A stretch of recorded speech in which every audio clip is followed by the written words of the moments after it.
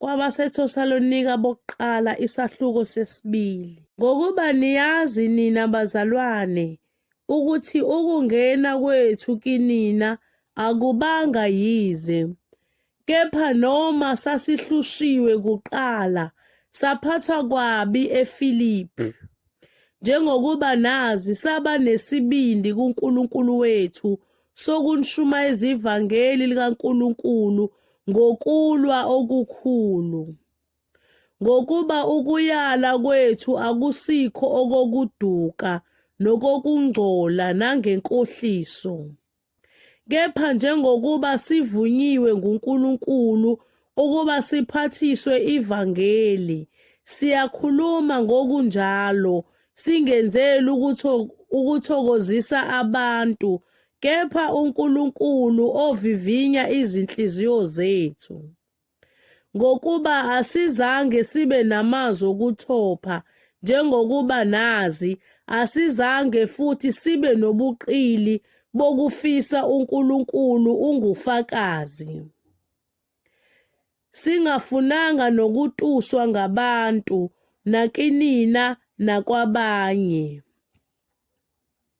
Ingani sasingaba namandla okunisindisa njengabapostoli bakaKristu, nokho sabamnene phakathi kwenu njengokuba umdlezane ondla abantwana bakhe.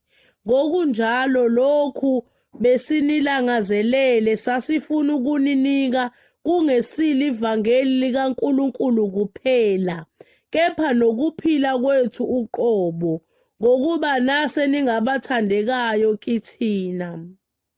Ngokuba niyakhumbula bazalwane ukukhandleka nokushisekela kwethu, sisebenza ubusuku nemini ukuze singasindi noyedwa kinina, sanishumayeza ivangeli likaNkulunkulu. Nina ningofakazi naye uNkulunkulu bokuthi sahlala kanjani phakathi kwenu, nina enikholwayo ngobungcwele nangokulunga nangokungasoleki, njengokuba nazi ukuthi saniphatha abanye ngabanye njengoyise ephatha abantwana bakhe.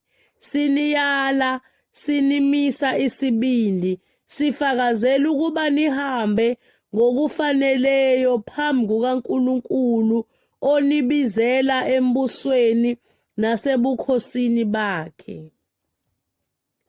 Ngalokho nathi sibonga uNkulunkulu singaphezi, ngokuba kuthe lapho namukela izwi likaNkulunkulu enalizwa ngathi, anilamukelanga njengezwi labantu, kepha njengezwi likaNkulunkulu, njengokuba liyilo isibili, elona lisebenza futhi phakathi kwenu nina enikholwayo.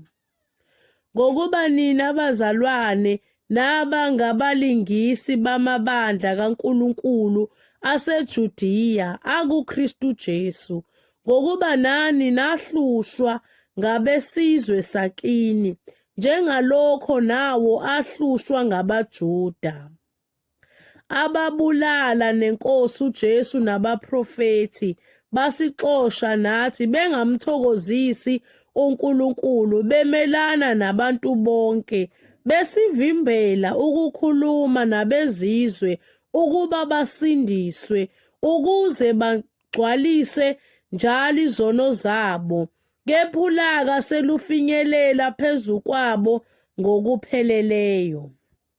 Kepha thina bazalwane, lokhu besahlukanisiwe nani isikhashana ngobuso kungenganhliziyo, kwaba yikhona sikhuthalela kakhulu ukubona ubuso benu ngokunxanela okukhulu. Ngakho besithanda ukuza kinina, mina Phawuli ngokwami kanye nakabili, kepha uSathane wasivimbela.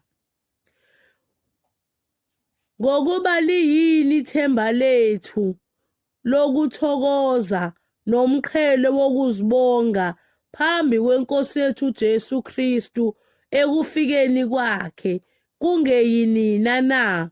Ngokuba nina niludumo lwethu nokuthokoza kwethu.